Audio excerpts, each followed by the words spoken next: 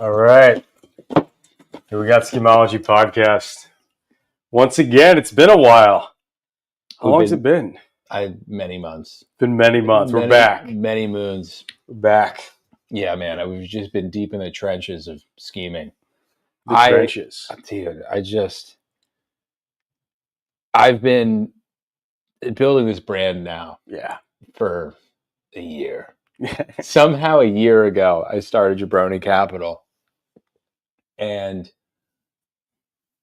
it's going really well, but building a business is fucking annoying. How so? Well, it's like I'm trying to figure out how do I make a lot of money off of this. Yeah. And I have this current business that I do, which is this fundraising business, and I hate it. Hate it? I hate the fundraising business. Why? I like the people that I work with. I like making money. I like that it keeps me more in touch with the tech industry. But consulting is not what I want to be doing with my time. Mm-hmm. And it's just like, I can tell it's not the right thing to be selling to my audience. Like I've built up, 50 to 70,000 followers now who are subscribed for like funny, silly things about the tech industry and like whatever I can make funny, really. Yeah. And they don't come to me for that. They come to me to laugh. And like, I can just tell. Does this how you start your like consulting calls? Yeah, I tell them, I'm like, this is fucking terrible. I hate working with you. And it's funny because I will literally be on sales calls with people and I'll be like, listen, is this my dream job? No. Do I plan on doing this? I'm like, I don't plan on doing this for very long, which is true. I don't. But it's just, it's hard because it's not the right thing to be selling to the audience. What I realized is like, if you're doing a content business and you're building up followers, everything is just about what do you give your audience that they want? And It's not what they want. And that's what do they want? Dude, funny shit. Yeah. The thing that we're building together right now. Yeah. That thing, Maybe we should stream about that too.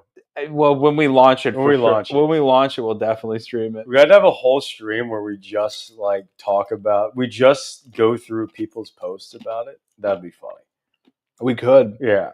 A reaction to all the posts out there. Yeah. Well, they'll know. The people will have no idea. We're building this product right now, and there's a non-zero chance everyone that uses it will think we're the biggest fucking retards on the planet.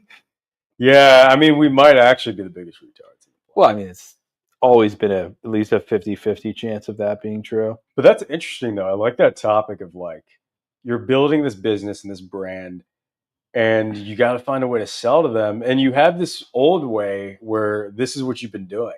Yeah. And now you're translating to a new trade. Yeah, dude, you got to you can't force an audience to like a thing. Mm-hmm. You have to, you realize with like content's just all about earning people's trust over time. Yeah. Right. But you're earning people's trust in a certain category. If I tell people I'm an equestrian and I ride horses, my audience will go, shut the fuck up, Jack. No, you don't. We know you're like physically incompetent. They know me as good at one thing. And so when you go off script and you're not doing that particular thing, it just doesn't make sense. Yeah.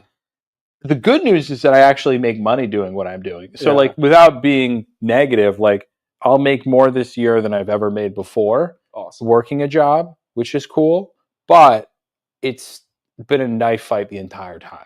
Like it's like literally just like me. I'm like, I know it's not the right thing because I'll have 1 month where I'll make like $50,000 and then I'll have the next month where I make like $3,000. I'm like, I want to kill myself. Yeah. It's just like, but I mean, it oscillates so much. The fact you kind of have the volume at some point is good. It's more of a timing thing. Yeah.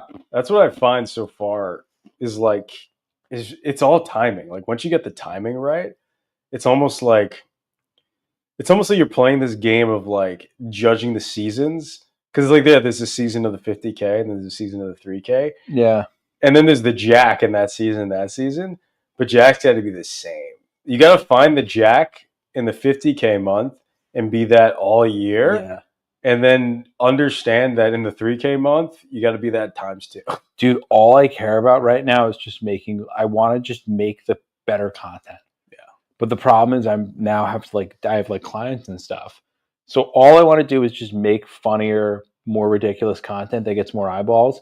But I have to grapple with the fact that like I have another core business that like people rely on me for. And I respect them and I want them to succeed. And I'm like dedicated to making them succeed. But dude, why not go all in on content? Well, that's the thing is then I have to. Fuck, should I? Whatever, dude. It doesn't really fucking. I'm not gonna. You're gonna. This is out of respect for this place. No, yeah, for me, I don't give a fuck about these people at all. Respect, I won't fart. Thank you, I appreciate that. You can go to the bathroom. No, it's okay. Just an adult man grappling with. Be an adult man, fart quietly, and then just destroy this apartment and have everyone, well, by everyone, me, just be upset about it. But no, so the content. Dude, how do you get clients? I am the best at what I do. That's it? Yeah. You're just the only... No question about it. No question about it. I'm the best at going to Pennsylvania business owners and scamming them out of AI. I'm like, do you want an AI product?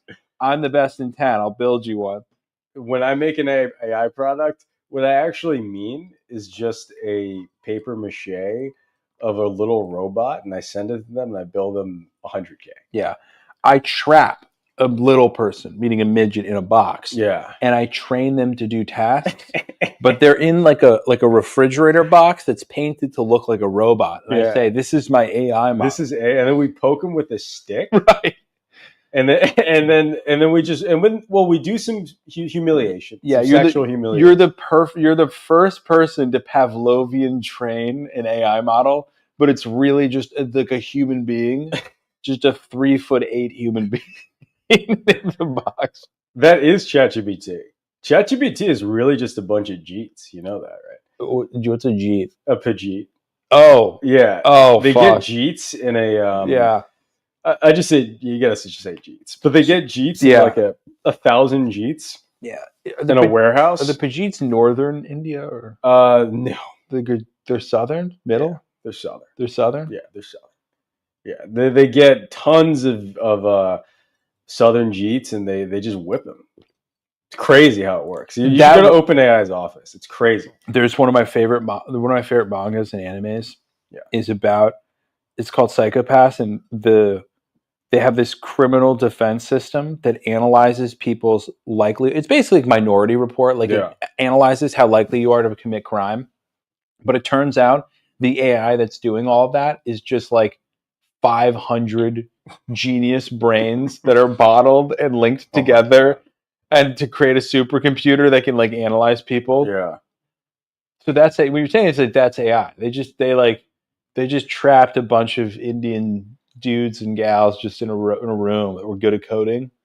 It's so funny because that's kind of, I think about the coding world right now, and I'm like, okay, you've trained, like if I'm talking about the overlords of tech, sure, you've trained 10 million whatever software engineers over the past 20 years. They're all gonna go. Well, they're not gonna have any jobs anymore. Their jobs are going away, and I'm gonna be happy about it. That's the thing is I don't fit in this world, man. I don't fit in this world because deep down, maybe I'm a bad person. Well, you are a bad person, and that's okay. It's fine. You're here right now, so it's clearly fine. It is what it is. You're not bad enough to not be a friend. That's a good thing. That's a good thing. But deep down, I see these people. I'm like, good. Yeah, you're not meant to have a job. Like, okay, do you know where computers came from? White guys in Europe, like Danish guys or something? Murdering Germans. Right, that's what I mean. We were like, we have to be the best at murdering Germans. Right. The way we do this is we need to create the computer. Yeah, we need to create a thing that can calculate better than Germans. Yes, we need to. Who, by the way, at that time, we're the smartest people on the planet. Yeah. So like we that's the what a funny and take. They were right. The funniest thing is to be like, you're up against the smartest guys, and you're like, those guys over there, they're really smart. Yeah. So what do? We got to invent a machine that's smarter than them because they're too good. That's what the smartest guy says. The smartest guy realizes the competition's smarter and outbeats them by creating a better version of that. Can I quickly complain about my least favorite thing? Slightly switching topics, but you just inspired me for a moment. My least favorite thing in modern like rhetoric is that people always underestimate their enemies. Mm-hmm. You know me. I don't have a political dog in this fight, but the amount of times that like a Democrat, like some woke Democrat in New York, I live in New York, will be like, those people are really dumb. Like Elon Musk is an idiot. Yeah. Or like Trump's not very smart. Or they say all these things, and I'm like, how are you ever going to win? Never underestimate your enemy. It's art of war. Basic tactics. It's basic. Basic tactics. You can be like, I disagree with them, and I think their like ideology is flawed. Yeah. That's super reasonable. Yeah. And I might agree with a lot of that. Like, you could get me to think that like basically any politician is wrong to a large degree, because I don't really think we have the best politicians going, quite frankly. But like this whole idea that like people can't like openly admit, you know, like members of my family who are smart people are like, Trump's an idiot. I'm like, you have to at least admit he's good at some things. Because look at it, like he wouldn't be here if he wasn't good at a thing. Okay, let's say you're hiring someone to do sales. And let's say Jabroni Capital needs Salesforce. Yes, which I do, by the way. And okay, so this is real. So you need, and you're hiring someone to do Salesforce. You're like, listen, we got to use Salesforce, and they hate Salesforce because they think it's dumb. Right. And you say, why? Why do you think it's dumb? And they say all these bad things about Salesforce, and they don't say anything positive. What do you think about that person? I think they're an idiot. They're dogmatic. Yes. They're an idiot. Yes. And it's like, that's the first step to the cliff of stupidity. And I think America has a long way to go. Dude, we just can't be doing this whole thing. It's so fucking stupid. Yeah. It's just like we know that Elon Musk is smart. I had someone recently try and tell me that Elon Musk was not smart. Why? That was the great, because they would pull up like clips of him talking, and they would take like a clip, like if he's in a 2-minute rant, he's not the best orator. Yeah. He's not that good at talking. He's autistic. He kind of has a stutter. He's obviously intelligent, but like he doesn't always make the greatest point. Mm-hmm. But like when he's trying to say something, sometimes, like, I mean, it's like people have been conditioned to only listen in like 30-second increments. So when they listen to him talk, if he's saying something that might take 3 minutes to get his point across, they hear 30 seconds of it and they go, that 30 seconds individually is dumb. Yeah. And I'm like, well, yeah, it is. If you don't hear the other 120, 180 seconds that come after it, that 30 seconds will sound dumb. But there's other context to what he's trying to say. And it's this weird thing where like throughout history, when people spoke, we listened to them for way longer. Our attention spans, like someone would get up on stage and be like, Teddy Roosevelt would just speak for like 2 hours. Yeah. His speech was 2 full fucking hours. That's, 120, 200 minutes of time. This person is relaying things from their brain to you.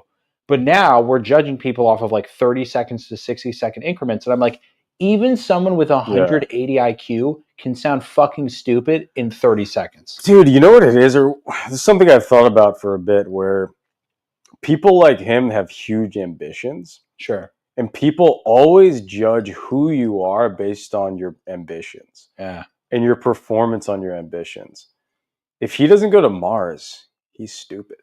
And like that's kind of like how, like, it doesn't even matter who you are and like what you do along the way. Most 99% of people just hate.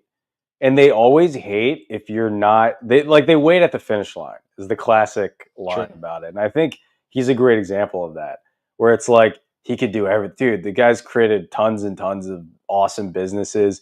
And he's not going to beat Ford, in my opinion, in Tesla, and in Tesla. But the battery technology they created, the fact they led when it comes to energy, the ambition he's had has been pretty amazing. And I would say he's smart, but people will always poke. Bro, it's impossible to say he's not smart. It's impossible. They'll do it. The reason what I'm saying is they'll do it because of who he is. But that's the problem with that is like the second someone says that person is not smart, which by the way, you can say like, I dislike his politics. I think he has a shitty agenda, which could be totally true. Like you could say, I think he's a bad person. I could hear that argument. Like, sure. I don't know him, but it's like if that's what someone thinks. Yeah, I'm like that's fair. You could think that like this whole like political game he's playing is like for a really nefarious intent, and that could be super legit. But like the idea that this person is not smart, they're not good at what they do. It's stupid. It's just so stupid. I'm like, and because the crazy thing too, and this is like the lack of perspective that people have. The person who's saying this has nothing. They've done nothing. They've accomplished nothing. They're like a mid-level sales rep, or like maybe they're a journalist. And I'm like, like you're not even, you're 1/10,000th of the way to being as successful and prolific as this person, and you're trying to say that he's stupid. It's the sports ball fucking people. It's like they're doing it in the world now too. People will take a guy who's like crushing at his like sport, football, basketball, whatever, doing awesome, be a fat fuck. Yes. With nothing going on. Yes. You work at an insurance company that you hate, and you look at this like 26-year-old Chad who's crushing at whatever sport he's playing, and you're like, he's a loser. Yes. He's a piece of shit. It's like, dude, people like that, they're not worth it. They're the worst, man. They're the worst. It's weird because I've always thought it's really easy. Like, I'll put it this way. Take Taylor Swift. I hate Taylor Swift's music.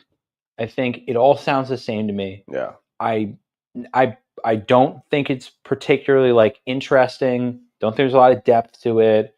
I don't think her lyrics are that good. Whatever. But I would never say that she's bad at what she does. She's objectively like, one, creates music that she knows what people want. She's consistently delivered what people want. She's built a cult of fandom to a degree that she's one of the best at doing it ever. Yeah. Like legitimately ever. She's captivated 1 billion people. When I was in Italy for a month, and I would be out in like piazzas of random people with chicks that were from like, Bologna, from fucking Vienna, from fucking Ukraine or wherever. And they all were like, do you listen to Taylor Swift? And I'm like, you're obsessed with Taylor Swift too? They're all obsessed. She's objectively good at what she does. Yeah. She's talented.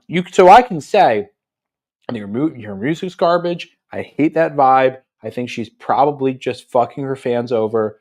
But then I can also be like, well, she's objectively talented and good at what she's doing.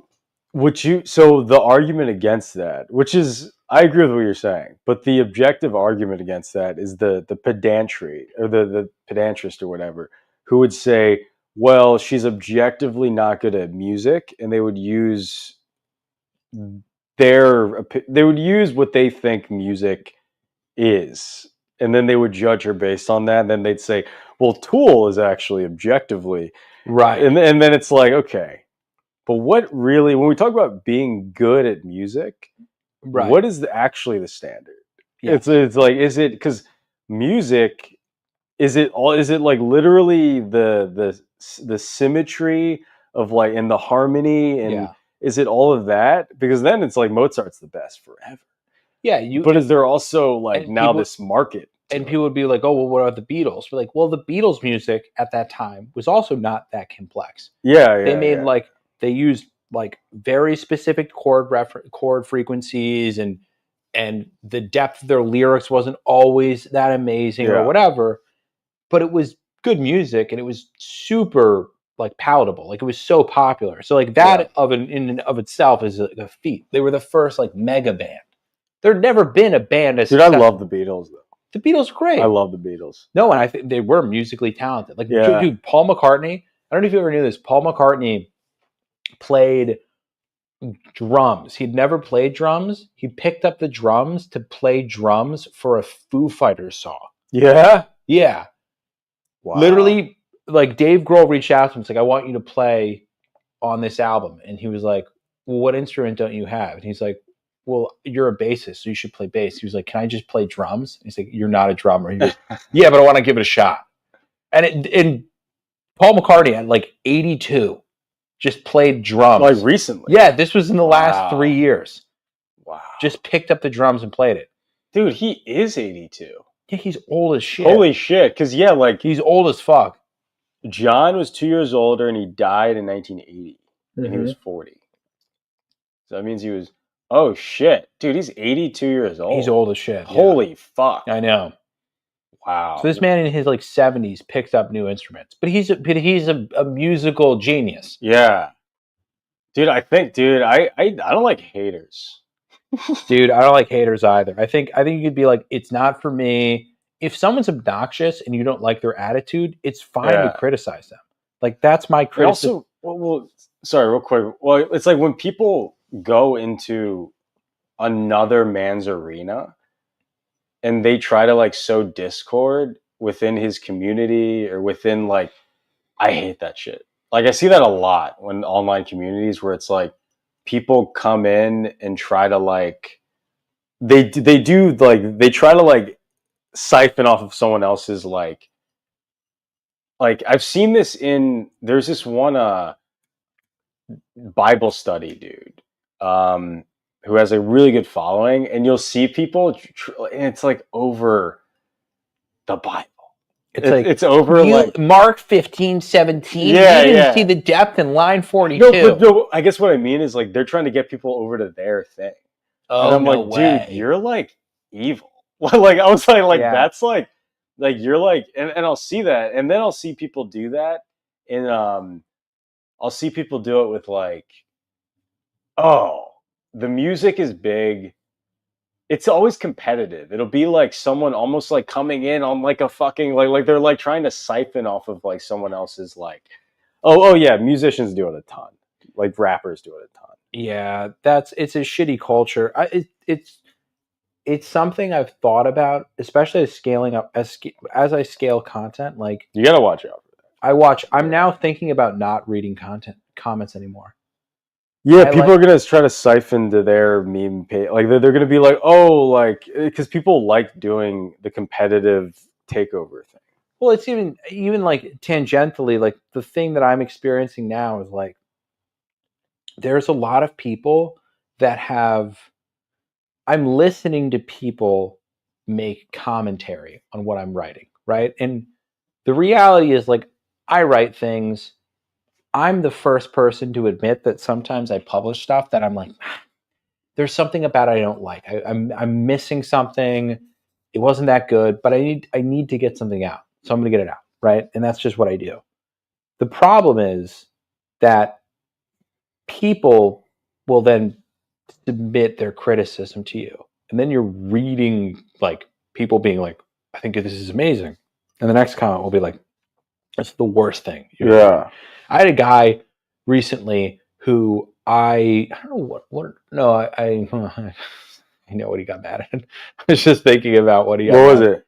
It was I wrote about this Forbes 30 under 30 gal who was just arrested for fraud, and she was like a Black woman founder. Yeah. And my joke was that like 3 Black women have ever raised venture capital. Yeah. And Forbes somehow picked the one that committed fraud.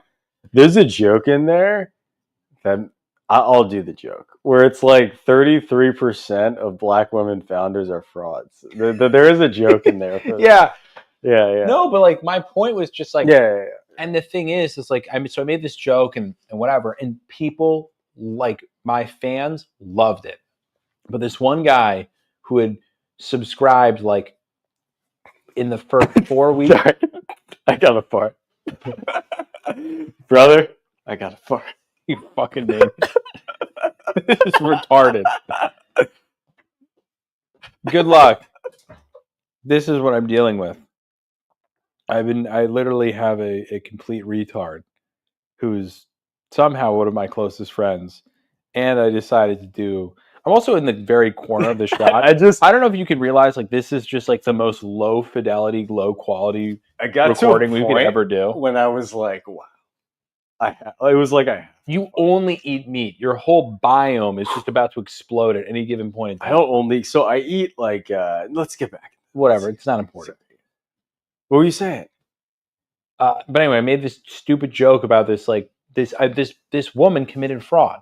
Yeah. She happened to be black, and I thought it was really funny that she made Forbes 30 under 30 and was black and a woman, because literally like the amount of black women that receive venture capital funding is so unfathomably low that somehow Forbes picked the one black chick who committed fraud. That to me is really funny. But point being is that out of all of the newsletters I've ever written, this guy had subscribed to like since like almost the first newsletter. Yeah. And he commented and he was like, "This is the worst one ever. Fuck you. You're terrible." Was he black? Yada yada yada. I don't know. His name is Miguel, so probably His not. His wife's black. So anyway, but he unsubscribed, and I was like, you know, the problem with that is what I'm realizing now is like I'm at a critical mass where every time I do anything, I could get a 90% approval rating, and then I'll have like 5 comments that are like, "This is fucking terrible." 90% are like, "This is the best thing you've ever Fuck read." those people, though. But that's the point. It's like you can't. But the problem is, it doesn't really impact me. I'm talking about it now in the sense of like, it's interesting where I'm like, oh, I hadn't ever really thought about this. Like, you can do stuff, put stuff out there, and people will hate and be upset. You know, if you do anything well, there will always be haters that are going to shit on what you do. Yeah. And I'm now just finally in a position where there's enough critical mass where people are like, fuck you, like, I hate what you're doing. And I'm like, oh shit, like I never thought about that. It's funny because like there's a moment where we kind of, it's so funny thing about like morality and like being good and all that. It's so interesting seeing it through the lens of like what people are given and blessed with versus what people aren't.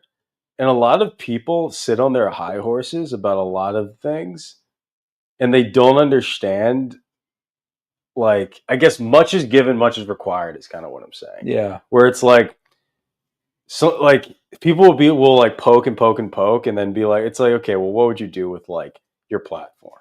Yeah. You know, it's like things like, it's like there's probably a ton of ways you could abuse your platform, a ton of ways in general, anyone in their life with any sense of power could abuse. And then people like poke and poke and poke and poke. And then it's like the people that judge are always the people that as soon as they're given a little bit of power, they just fucking abuse it. Always. And it's like, and it's crazy, dude. Like, so I would just like fuck those people, man. No, that is the answer, right? But that's my point. It's just like you get to a point where you can't engage with like the rhetoric that's out there. Yeah. Like haters, people that are criticizing, you can, if you're not logically criticizing, you can criticize and be like, I don't think this content is good because of X, Y, and Z.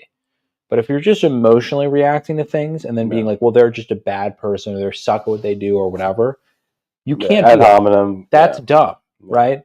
You know, if someone, like, you have to look at raw metrics. Like, if someone is making content that is resonating with tens of thousands, 100,000s, millions of people, it's good.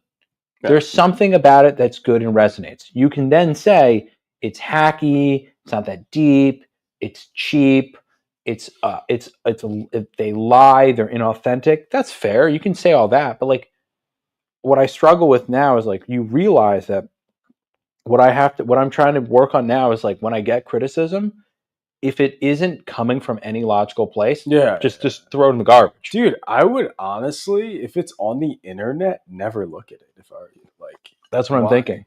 Like, you don't even have to look at the, that's a waste of time. You know, your time is pretty valuable at this point. It's like, if you spend 5 minutes, 30 minutes looking at a comment, it's like, how much do you bill hourly? Think about it like that. You technically gave that person whatever that is in money. Well, the thing is, like, I do want to. My struggle that I've been coming over is my background comes from community building, which I give people individual time to respond to them, engage with them, or whatever. And it means something, right? Like when someone responds to your comment, 100%. it does make an impact. 100%. And so that's what I struggle with. It's like I do want to respond to people's comments, but like I was having a bad week this week where I was like, I don't want to even look at the comments in the newsletter. But then I peeked at them, and they were like a 9 or 10 or 20 good comments where I was like, oh, you know, I appreciate that. And those comments mean the most to me because this is like a thing I put like concerted effort into every week. Yeah. You know, and it's hard. It's not an easy thing. Yeah. But I'm also like, I shouldn't be reading comments. It's bad. Dude, if I was you, I wouldn't read it. Well, I mean, like, I read comments, but like, yeah, but like, I understand. I don't know. It's hard. Like, I feel like it's, yeah. When I think about that, I always think like about energy because there's fucking energy vampires. You know, there's people that just want to take your energy, and a lot of like, think about, have you ever trolled a man? Like, I mean, a person. Like, I troll on my own content. You know, pre-making content, just like without thinking about content. No. Why? Never. I would never troll anyone. Why? Why didn't I do that? Yeah. One, the first thing, everyone focuses on what it does to other people. The first thing is it does something to me. Yeah. If I'm trolling someone on someone else's content, I'm actively looking for something negative that someone else is doing, and I'm trying to like attack them for some insecurity of myself, which I never want to do. Yeah. That just makes me feel weak. You're not a loser. I'm not a loser. Right. That's summation. You're not a loser. So like, if anything, it's like, be grateful that you don't have that lifestyle. It's a good point. Be grateful you're not a fucking loser. Yeah. No, that is true. But dude, and it's a sad thing is you get to time and like there's a lot of sad people out there. There's so many sad people. I think about that because I'll be like, why is there so many sad people around? And then I realize, like, I don't know, it's out of my control. I used to think I could do stuff about it, but it's out of my control. No, you can't do anything about the sad people out there. It sucks, though, because it's like there's blatant issues, and then I'll look at it and I'll be like, oh, that's actually why. And I'll, like, explain to people. I'll be like, oh, it's because of, like, how you eat and, like, you're doing this and you're doing this. And then they're like, oh, yeah. And then they don't do anything. They just keep, like, fucking up. No, people are going to stay sad forever. Like, you know, you realize that the only way for people to change is this is kind of like why I like motivational speeches and music or whatever, because it's things that are centered around talking to people to force them to change. People have to internally change. You can't ever force them to. That's true. The only thing you can potentially ever do is if you're really close to someone, encourage them to change and give them space to help them change. But like, no one is ever going to make change unless it comes internally from themselves. And you spend all this time trying to be like influence other people. The only thing you can do is inspire. Yeah. You can only inspire. You can't force anyone to change. You can't sit them down and be like, do something differently. It's a shame, you know? Yeah, it sucks. Yeah, it's funny when I think about it, I'll always be like, well, at the end of the day, you know, people can do what they do, and I don't have any control over that. I just got to do me. That's been the hardest thing the past few years is like really accepting, oh, I just got to like do my own thing. And you got to like, you kind of got to like cut ties, or you got to like cut for all negative influences. You got to cut them. You got to kill everyone in your life that does. No, I mean like literally murder. That's already been dealt with. Oh, you killed everyone. Nice. Hey. Do you think you know anyone that's killed someone? I'd say I've met someone that's probably, I'll say, allegedly. Allegedly, like what kind of person were they? I mean, like I've met people that aren't like that are like criminals, if that's what you mean, like that are probably not great people. Or, like, no, I met a lot of people that are criminals and not great people, but I mean like people who've like killed someone. Yeah, like if you've met any gang member, like a lot of those guys have I don't know if Killed I've someone. met that many gang members. Well, I mean, like, Oh no! by the way, Wait. I don't break bread or like I'm not friends with any. Whoa! I'm now. I say this. I'm like, yeah, there actually have been some gang members, just not in America, Oh yeah, true, true. right? Yeah, Sure. but it's like also like if you like around like different No, but soldiers, I don't count them. you'll count that as like Yeah, I have murder. military friends. I'm sure they've killed people. So what do you talk? What do you I'm mean? talking about like someone who's murdered someone Yeah, you don't mean in illegally. combat. Yeah, yeah. You Yeah, mean I illegally, mean, like like if they were murdered. caught, they would go to prison forever. Yeah, yeah. Well, then in that case, you can kind of not add the gang stuff in it because at that point, because they're kind of in their own little military Can thing. I say then? How neat is it to get away with murder? Well, that's why I brought you here. How neat is that? You ever see the movie Rope? I No. love that movie. What I used movie? to watch the movie so much as a kid. Alfred Hitchcock movie where it's about these, I think, Harvard grads, Stanford. It's like one of those colleges, and it's like they're at this party. The whole entire movie is set on a little like table in the party where you can see the entire party the whole time. The entire movie is just in this one shot. The whole movie's in one shot. There's like a little. They do some cuts where someone like puts their back on the table or something, but the whole movie's like that. And the movie starts out with these two young guys. They graduate Harvard or whatever, or Yale, and then they kill a dude with a rope. Wow. And because of the rush, the rush of it, they have these like the leader guy is like he it's like the ultimate human experience, all this philosophical thing. And their teacher, their professor, I'm not gonna spoil it, but like their professor kind of influenced them in that regard, but he didn't mean go kill a Yeah, he guy. didn't say go kill a He's guy. He just was just like like, do daring things, yeah, break boundaries, make yourself uncomfortable. exactly. And the kids are just out there like, right, yes, Let me uncomfortable. murder a guy. And they're like, wait, what did you do? And so the whole movie is like people coming into the party. They hid the body under the table that the camera's on, and them being scared and people come to the table. Dude, it's such a good fucking movie. How big of a table is it? You can't see it. I don't know. It's not like a table. It's like a chest or whatever. Okay. But it's like the camera's on it. Like so, the shot is like just see the rope hanging off of it, and then the teacher comes to the part. It's like a graduation party, and like I'm not gonna get into that, but it's really good seeing. It's the guy from our Rear Window. I don't know if you know. Yes, that's Yeah, a yeah, great movie. yeah. He's the That's teacher.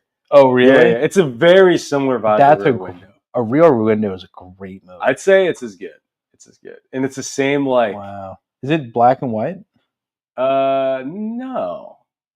So it's No, I like a don't think later so. Hitchcock? Yeah, I think it's 50s. Okay. I don't know. Because Yeah, the Rear Window was color. it was color, and that was 40s. Because a lot of Alfred Hitchcock was black and white, wasn't it? A lot of it was. Psycho was, but that was 1960. Yeah.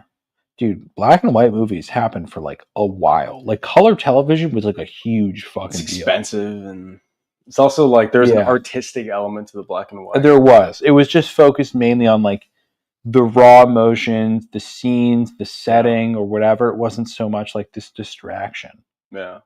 which is cool. Like, what type of serial killer would you be if you would? That's be a one? great question. Yeah. That's a really That's good what I ask on first dates. No, She never calls back. if my wife doesn't kill people, I'm going to be actively upset. What kind of serial killer would I be? Let's go through some of the greats, right? Who are some of the Ted Bundy is the great. Ted He's Bundy, the and greatest. I was going to say obviously MVP. He's one of the best, but he's the MVP because he was like Straight. he wasn't fucking 13-year-old boys. That's a good point. He was like seen as like charming and handsome. Yeah. He wasn't that hot in retrospect. But back then, like, if you had a symmetrical face, like, Right, you were like the hottest person. that was interesting too because he was like not that hot, but he was just not ugly. We got a really Let's talk about how hotness is mostly food in the nation. I think so. It's mostly food. Like if you eat like spinach and beef, you're hot. Or what are you trying to say here? I think because okay, you go to America is way more attractive than most of the world. Factual.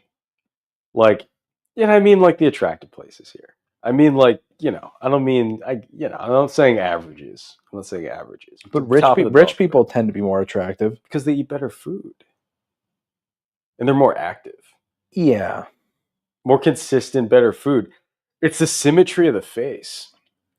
I Dude, mean, you go to England, well, they're all inbred losers. dude. They're eating beans and cheese on potatoes every day for their whole lives. What are you talking about? I'm fucking What are hot. you talking about? Yeah. There was like I'm sure there's a couple. There's a couple of There's plenty for sure. Yeah, but like course. they're not like Australia. Dude, Australia does have hot people. Dude, they eat better. They're in the sun. And they're in the sun. Sunlight and food. Sunlight and food. Obviously physical activity, but English people work out. It's not like they're like sedentary. It's not just they're kind of obese now. Their obesity rate's like skyrocketing. So are we, but the American face is more symmetrical. We have more diversity. It's true.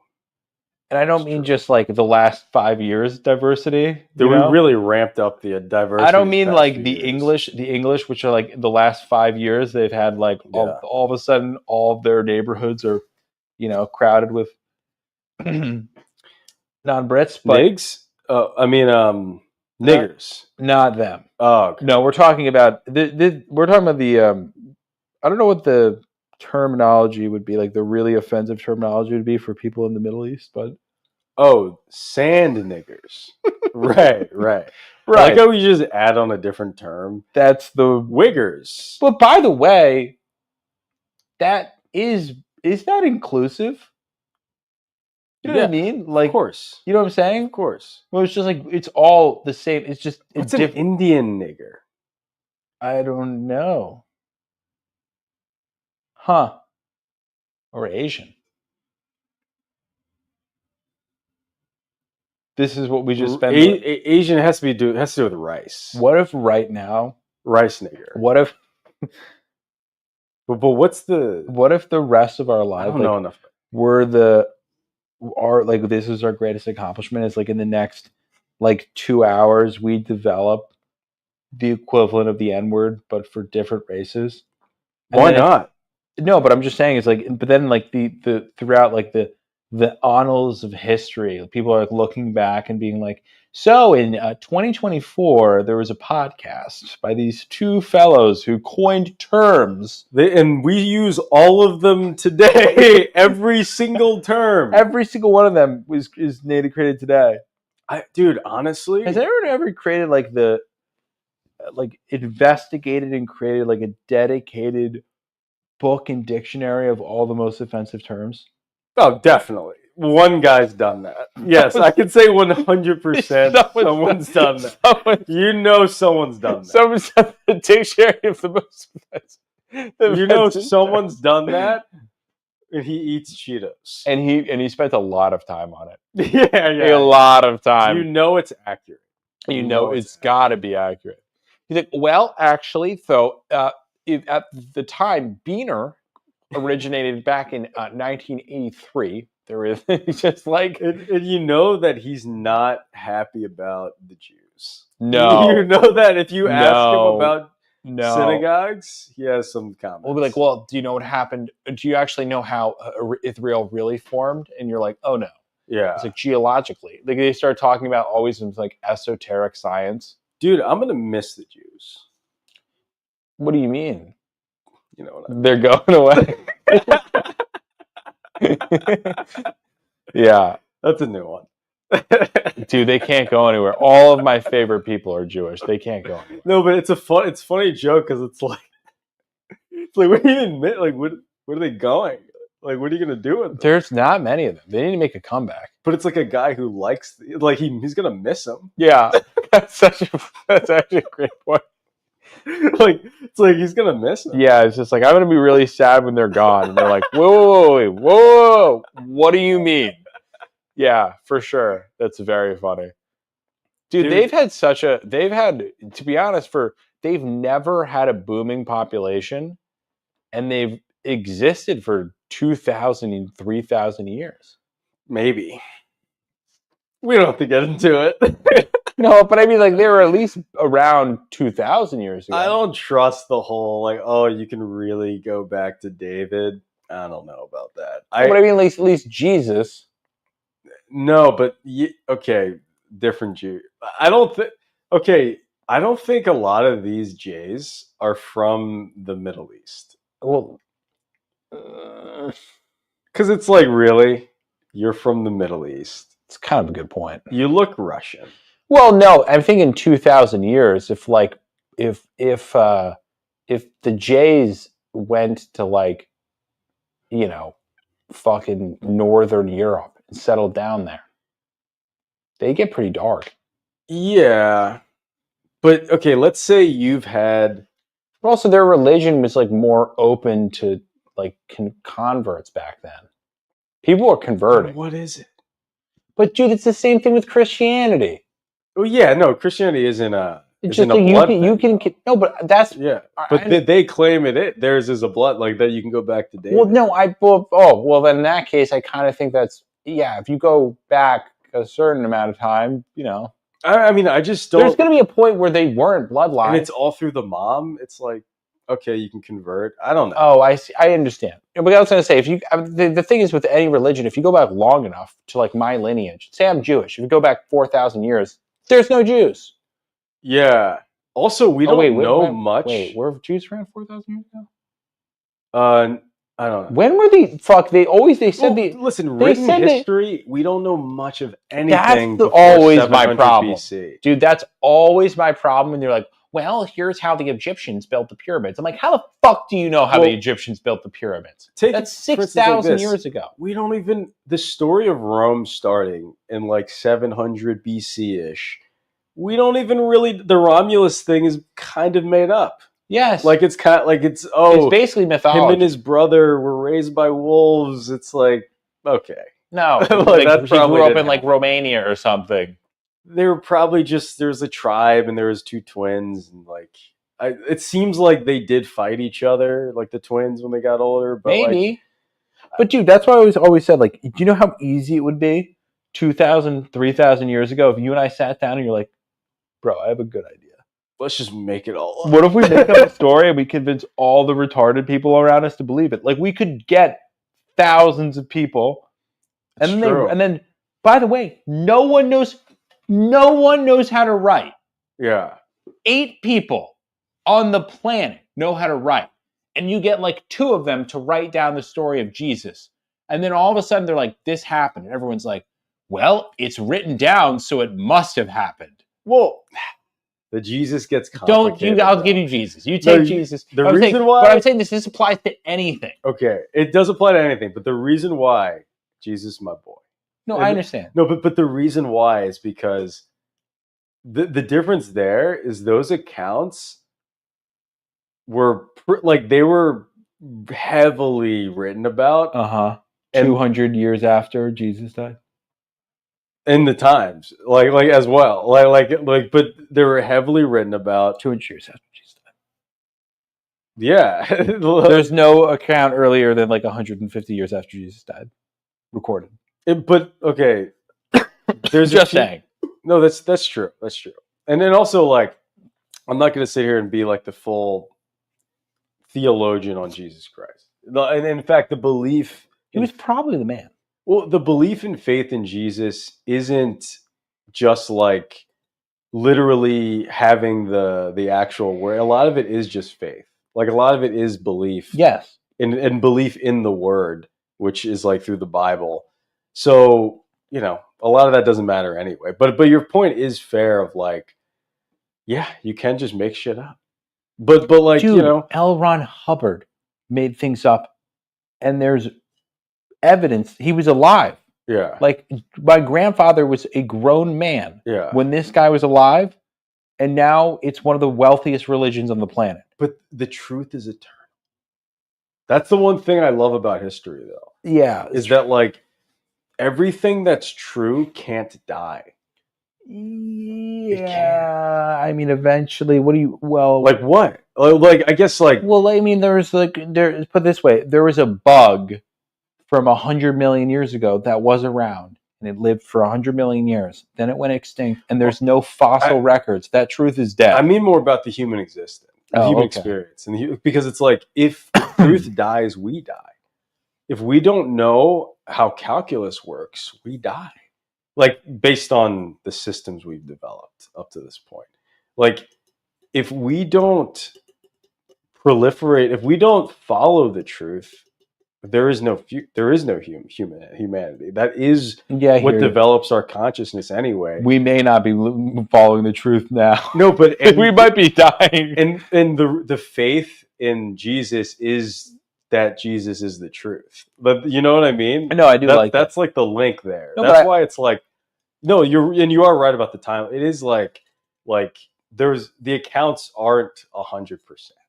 Like I mean in terms of like you can't like if it was, then we'd all just be like, yeah, like that's what it is. Like there is like a gray area where you have to like, and that's the problem. It's like it's not. By the way, it's not even that Jesus didn't exist. Yeah. It's not about that. It's not about like Jesus didn't exist. It's not that he wasn't the Son of God. It's not even about any of that. It's that there's no account from 2,000 years ago no, that's existed in perpetuity, well documented, ever.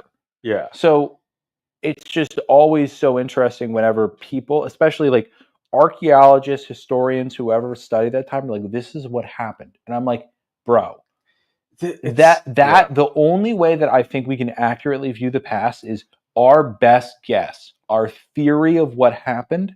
Yeah. We know that we didn't have lasers. We didn't have whatever. We know that we probably had bronze and stone. Yeah. You can say all those things probably, but you can't say we definitely.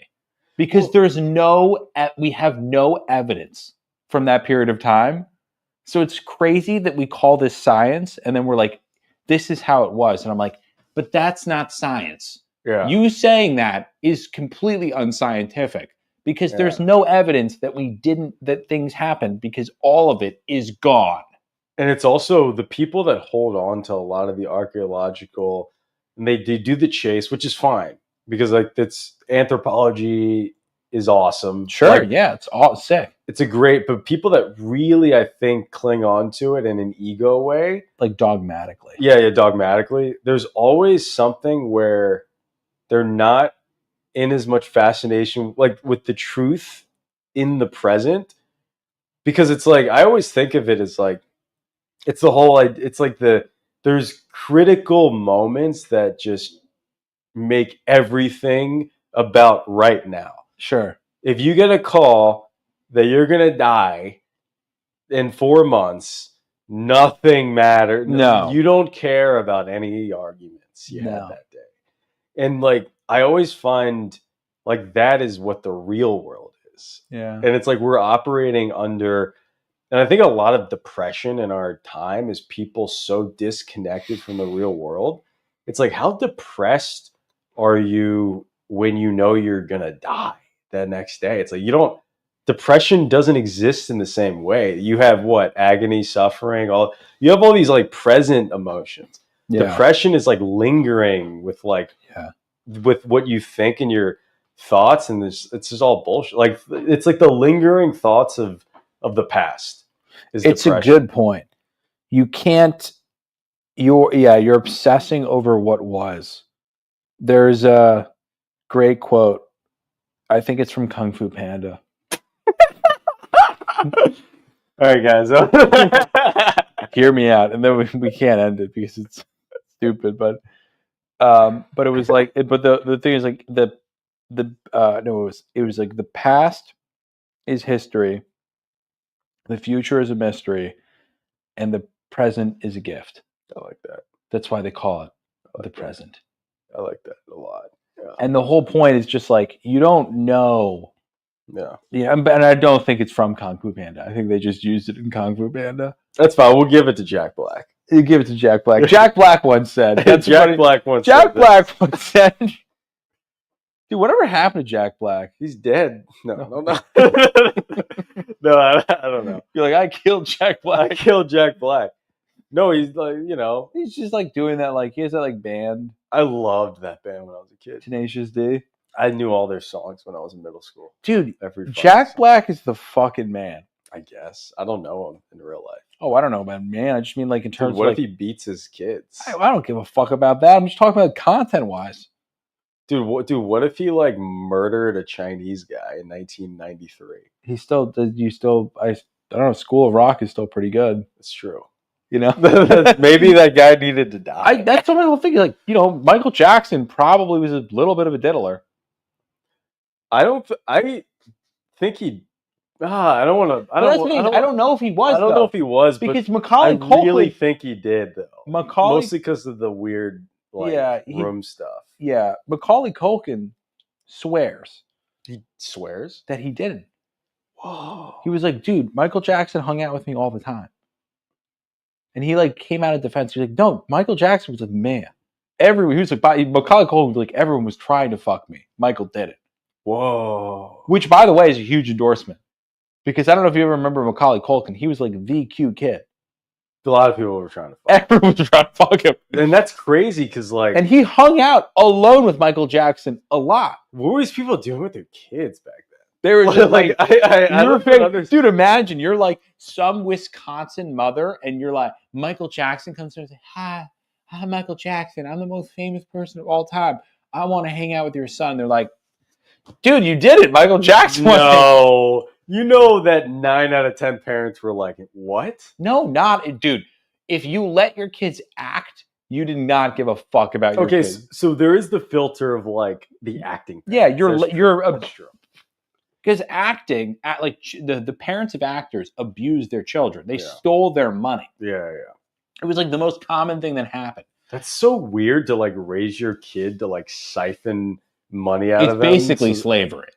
It's like worse because it's like you birthed it. Yeah, you raise them to become slavery is not bad. You raise them to become a dancing monkey. Yeah, and then you're like, you make money off and you have to get raped.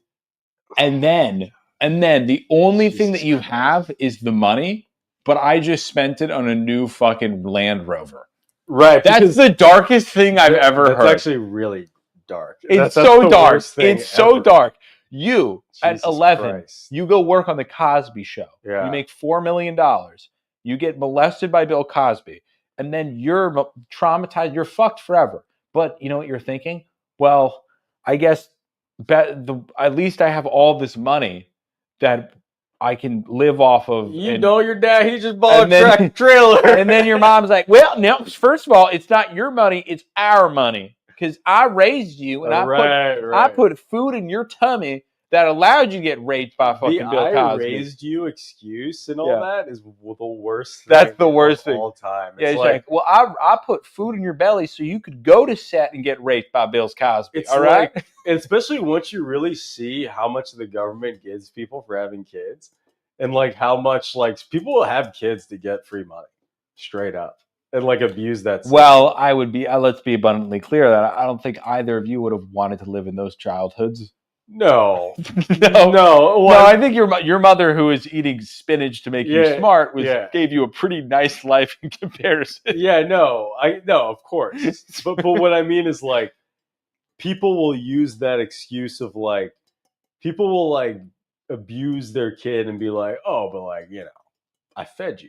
And it's like, okay. Well, that's the bare minimum. Yeah. I always love people like, well, this is my favorite. A comedian I love said this. He was like, his aunt was like, I've worked my entire life. And he goes, yeah, so has everyone else. Yeah. Like whenever he's just like, I love when people are like, I worked my entire life, so I deserve this. It's like the Chris Rock joke where he's like, sorry. No, go ahead. Or where he's like there's black people and then there's niggers. Sure. Joke, and he's like, oh it's like I gotta work today, and he's like, that's what you're supposed to do. That's what you're supposed to do. It's true. There's like a certain degree of people like, I had to put in effort, and they're like, I don't know if you have looked at all of the society around you. Like, even look at this apartment. You're like, you know how much effort went into building this shithole?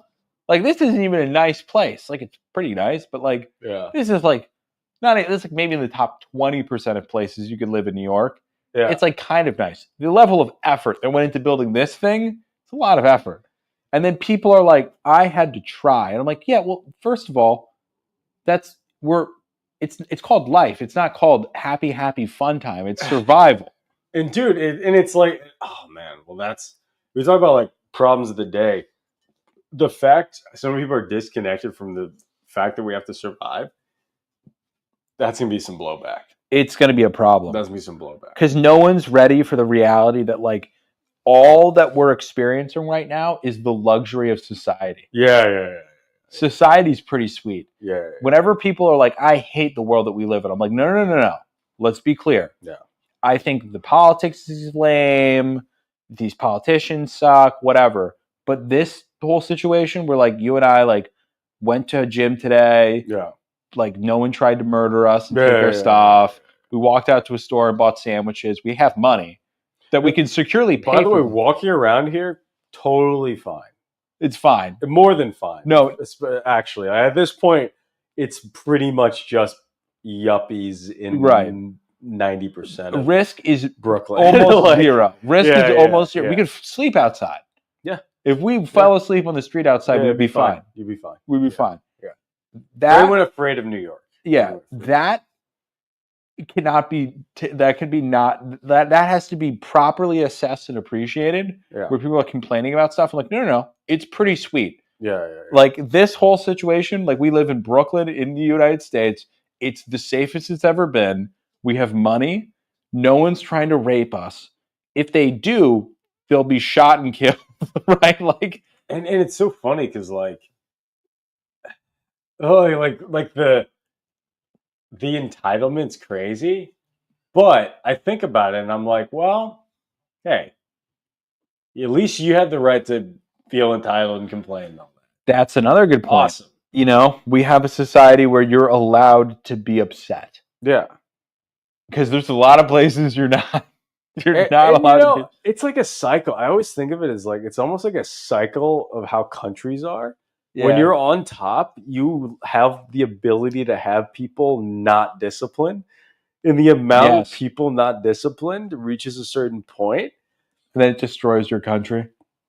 The leisure. So like, but you hope in the leisure culture, there's enough geniuses that you can build enough technology and shit to keep yourself competitive. Wow, so, that's all that's happening right now.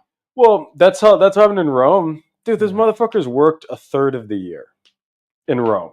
Really? Yeah, in like the cities of Rome. Not like only a third? Yeah.